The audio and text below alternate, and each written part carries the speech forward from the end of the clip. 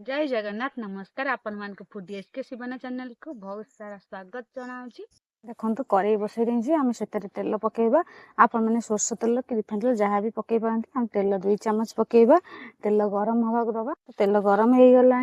आम से कौन करवा अध चामच जीरा पकेबा तापर आम से हेंगू पकेबा अल्प टिके हेंगू तापर आम कौन करवा गोटा मसला सब नहीं जाइए बड़ अलैच आ गुजराती गोलमरीच 3-4टा 2टी लवंग और तेजपत्र और दालचीनी खंडे आम गोटा मसला जाक सब पकईदबा ये सब जेहेतु फुटी गला आम से कटा पियाज पकड़ा मु पियाज 3टी पियाज गोटे बड़ साइज पियाज गुंड गुंड काटिदेची सर लंबा साइज रे आपण मैंने आउ भी गुंड करपारती आम तेल पकईदबा पियाज को आम लाल हवा पर्यंत भाजिबा देखो पियाज भाजी हो गला आम ए पकईदबा अदा रसुण पेस्ट पकईदबा आम दरदर गिरी रसुण 4 फुट अदा छोट खंडे नहीं छेची दे दरदर छेची आपण मैंने भी ग्राइंडर करपारती पकईकरी आम एमती भलसे कषिदबा पियाज सांगे अदा और रसुण पेस्ट को सबू जेहेतु भाजी हो गला आम से लंका गुंड पकईदबा अधा चामच टिके कम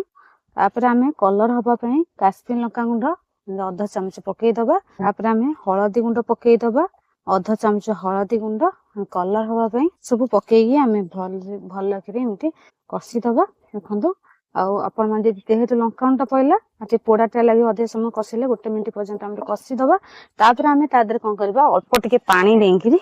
एमती कषिदबा जमी पिता न लगे ये सब जेहेतु कषि गला आम से गोटे बड़ चामच धनिया गुंड पकईदबा पकईकी सेमती 1 मिनिट पर्यंत धनिया गुंड को आम कषिदबा आम घर मसला आज बनइबा खंडु एमती आम भलसे कषिदबा खंडु 2 मिनिट पर्यंत कषि हो गला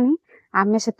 कंचा लंका 4टा पकईदबा आप राग खाया चाहते अधिका लंका पकई पारती राग कम खाए कंचा लंका न पकड़े चलो राग लंका गुंड पड़ी आगे राग राग हेल्ले भल स्वादिष्ट लगे मुझे कंचा लंका 4टा पकई देसी सेमती आम कषिदबा आम से कौन करवा ग्रीन मटर आम पकईदबा प्रथम आम टमाटो प्रथम पकईना टमाटो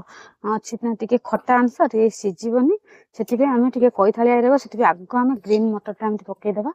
मसला देह ग्रीन मटर को एमती आम कषिदबा 2 मिनिट पर्यंत देखो आम एथर कौन करवा स्वाद नहीं लुण पकईदबा अध चामच ऊपर को लुण नहीं जाइए पकईकरी आम कौन करवा आपको आम भले कषिदबा अल्प टे पानी देकरी गोटे घोड़नी आम घोरईदबा मटर टाक आम सीझा दबा टे निहाती अधिक सीझीगले आम तापर घोड़नी दबा 5-6 मिनिट पर्यंत आम घोड़नी घोरईदबा 5 मिनिट हो गला आम घोड़नी काढ़ी देखा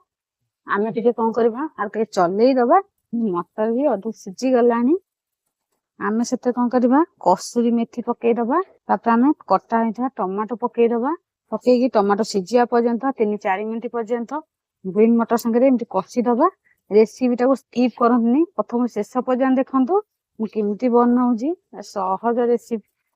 आम एमती भलसे आम कषिदबा दर्शक बंधु देखो कषि हो गला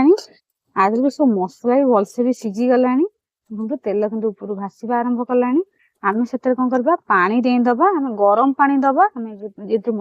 मसला देती समय आम कषिले आम गरम पानी कषिचे ठंडा पानी नुह गरम पानी देदबा आम जी आवश्यक आम से अनुसार पानी दबा जेहेतु मु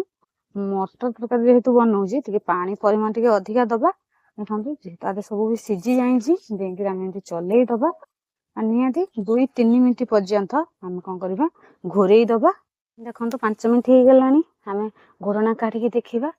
देखो तरकारी भी जेहेतु फुटिला आम से कौन करवा आम से कौन करवा सीझा आलू पकईदा मुझे सीझा आलू 4टा आम सीझे देती आम सीझा आलू आज बनइबा मटर आलू तरकारी देखो एमती आम भांगी हाथ में खंड खंड कर पकईदबा केते सहज हो रेसिपीटा आप समस्ते बनई पारे थे सीझा आलू बनातु केते सुआदिया लगुच गोटे कमेंट माध्यम जनइबे देखो एमती आम जी आलू नहीं सबतक एमती पकईदबा जेहेतु पका गला आम कौन कर गोटे पिठा खरका साहय चलईदबा जेहेतु ये तरकारी बना हो ग्रीन मटर सीझा आलू स्वादिष्ट तरकारी जेहेतु बनाब से पानी टे अधिका परिमाण में देती आम कौन करवा आउ 3-4 मिनिट पर्यंत एमती आम रखी छाड़दबा तो 5 मिनिट हो गला आम से कौन करवा धनिया पत्र पकईदबा